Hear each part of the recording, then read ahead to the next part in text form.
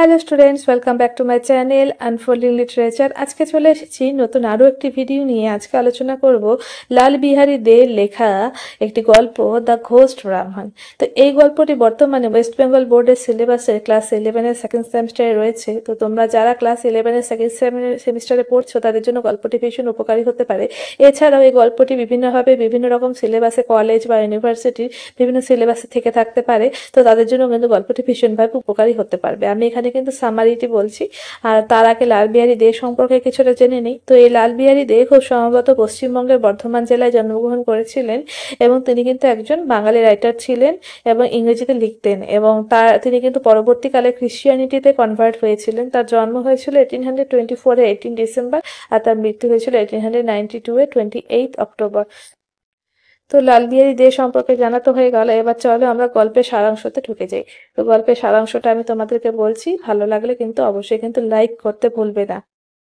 অনেকদিন আগে এক ব্রাহ্মণ ছিল। সে কুলীন ছিল না বলে তার কোনো মতেই বিয়ে হচ্ছিল না।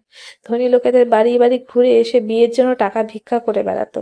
বিয়ের জন্য তার অনেক টাকার দরকার ছিল। তখনকার দিনে বিয়ের জন্য যত টাকা না লাগতো, কনের মা বাবাকে দিতে হতো অনেক বেশি।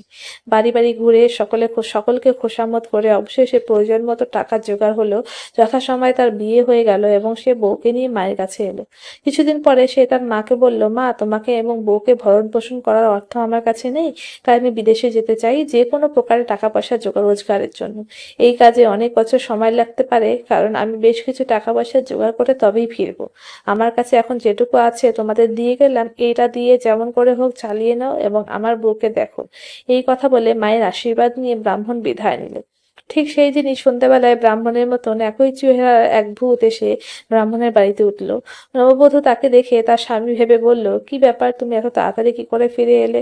যাওয়ার সময় তো বলে গেছিলে অনেক বছর সময় লাগবে, তোমার মন বদলে গেল কেন? ভূত বলল, আজকের দিনটি সৌভাগ্য অর্জনের জন্য শুভ দিন নয়, সেজন্য বাড়ি চলে এলাম। তাছাড়া আমি অল্প অল্প কিছু টাকা কড়িও জমি পেয়েছি।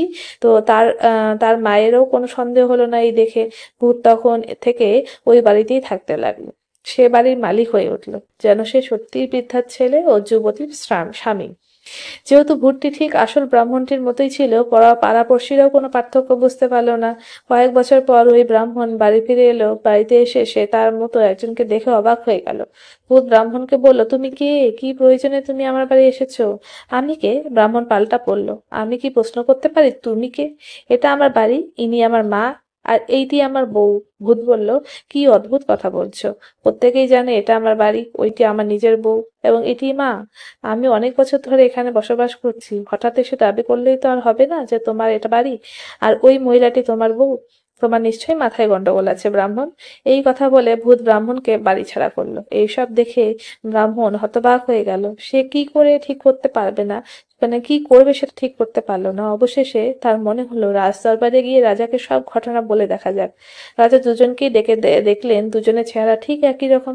রাজা নিজেও অবাক হয়ে গেলেন ও কিভাবে এর বিচার করবেন মনস্থির করতে পারলেন না। প্রতিদিন ব্রাহ্মণ রাজদরবারে গিয়ে রাজার কাছে আবেদন জানাতো, আমাকে বউ, মা এবং বাড়ি ফিরিয়ে দেওয়ার ব্যবস্থা করুন। আর প্রতিদিনই রাজা মনস্থির না করতে পেরে ব্রাহ্মণকে বলতেন, আগামীকাল এসো। ব্রাহ্মণ রোজই চোখের জল ফেলতো আর মনে মনে বলতো, কি নীতিহীন এই ধরনী, আমার বাড়ি থেকে আমাকেই তাড়িয়ে দিয়ে অন্য একজন আমাকে আমার বাড়ি, আমার বউকে কেড়ে নিয়েছে। আর এই রাজাও কেমন, উনি কোনো বিচার করতে পারলেন না।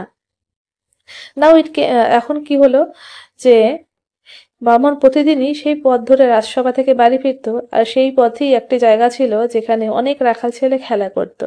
মাঠে গরুগুলিকে ছেড়ে দিয়ে তারা একটা বিরাট গাছের নিচে জড়ো হতো এবং খেলা করার জন্য।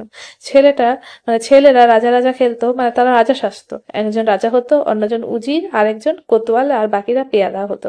অনেকদিন ধরেই তারা ব্রাহ্মণকে ওই পথ ধরে কান্নাকাটি করতে করতে হেঁটে যেতে দেখতো। রাখাল রাজা একদিন উজিরকে জিজ্ঞাসা করলো, ব্রাহ্মণ প্রতিদিন কাঁদে কেন? উজির কোনো উত্তর দিতে না পারায় রাখাল রাজা পেয়াদাকে আদেশ দিল ব্রাহ্মণকে ডেকে আনার জন্য। একজন পেয়াদা ব্রাহ্মণকে গিয়ে বলল, আমাদের রাজা আপনাকে ডাকছেন। ব্রাহ্মণ বলল, কিসের জন্য? আমি এখন রাজার ওখানে থেকেই ফিরছি। উনি আবার আগামীকাল আসতে বলেছে। উনি আবার আমাকে ডেকে পাঠিয়েছেন কেন? আমাদের রাজা আপনাকে ডেকেছেন, আমাদের রাখাল রাজা, পেয়াদা বলে উঠল। রাখাল রাজাকে? উত্তরে পেয়াদা বলল, আসুন, দেখতে পাবেন। ব্রাহ্মণ রাখাল রাজার নিকট যেতেই রাজা জিজ্ঞাসা করলো, উনি প্রতিদিন কাঁদতে কাঁদতে যান কেন? তখন ব্রাহ্মণ তার সমস্ত দুঃখের কথা খুলে বলল। শুনে রাখাল রাজা বলল, আমি সব ঘটনা বুঝতে পেরেছি, আমি আপনাকে আপনার সব অধিকার ফিরিয়ে দিব। শুধু একটা কাজ করতে হবে আপনাকে, আপনি রাজাকে গিয়ে বলুন তিনি যেন আমাকে আপনার মামলার ফয়সালা করার অনুমতি দেন। ব্রাহ্মণ দেশের রাজার কাছে গিয়ে তাকে অনুরোধ করে বলল, রাখাল রাজা তার মামলা মীমাংসা করে দিতে চেয়েছে, তিনি যেন তাকে অনুমতি দেন। রাজা এই মামলা নিষ্পত্তি করতে পারছিল না, তাই তিনি খুশি হয়ে অনুমতি দিয়ে দিলেন। বিচারের দিন সব্যস্ত হলো পরদিন, বিচারের দিন সাব্যস্ত হলো পরদিন সকালে, পরদিন সকালে কিন্তু বিচার হবে। রাখাল রাজা সব ঘটনাই বুঝতে পেরেছিল। পরের দিন সকালবেলা একটা সরু মুখের বোতল নিয়ে এসে সে বিচার সভায় উপস্থিত হলো। ব্রাহ্মণ এবং তার ভূত ব্রাহ্মণ দুজনেই হাজির হলো সেই রাজসভায়। তারপর সাক্ষীদের কথা শোনা হলো, বাকবিতণ্ডা হলো। অবশেষে রাখাল রাজা বলল, অনেক শোনা হলো, এবার আমি বিচার করব। এইটি একটি বোতল, এই বোতলের মধ্যে ঢুকতে পারবে সে আমার বিচারে সবকিছুর প্রকৃত মালিক হবে। দেখি দুজনের মধ্যে কে ঢুকতে পারে। ব্রাহ্মণ শুনে বলল, তুমি রাখাল, তাই তোমার বুদ্ধিও রাখালের মতোই। এই বোতলের মধ্যে কোনো মানুষ কি ঢুকতে পারে? রাখাল রাজা বলল, যদি না পারে তবে আপনি প্রকৃত মালিক নন। আপনি কি বলেন মশাই? এ কথা বলে সে ব্রাহ্মণের দিকে তাকালো। যদি আপনি এই বোতলটির মধ্যে ঢুকতে পারেন, বাড়ি, বউ ও মা আপনার হবে। ভূত ব্রাহ্মণ বলল, অবশ্যই আমি ঢুকতে পারি। এ কথা বলে সে একটা পতঙ্গের আকার ধারণ করে বোতলের মধ্যে ঢুকে পড়ল। রাখাল রাজা সঙ্গে সঙ্গে বোতলে ছিপি আটকে দেয়, তাই ভূত আর বেরোতে পারল না। তারপরেই রাখাল রাজা ব্রাহ্মণকে বলল, এই বোতলটি সমুদ্রের গভীরে ফেলে দিয়ে বাড়ি, মা ও স্ত্রীর দখল নিন। ব্রাহ্মণ সেরকমই করলো এবং তারপর অনেক সন্তান সন্ততির জন্ম দিয়ে বহুদিন সুখে কাটিয়েছে। আমার কথাটি ফুরোলো, নোটে গাছটি মুড়লো। তো এই ছিল গল্পটির সারাংশ। আশা করি তোমাদের বোঝাতে পারলাম। ভালো লাগলে অবশ্যই লাইক অ্যান্ড কমেন্ট করবে এবং পাশে থাকা বেল আইকনটি প্রেস করে সাবস্ক্রাইব করতে ভুলবে না। Thank you so much.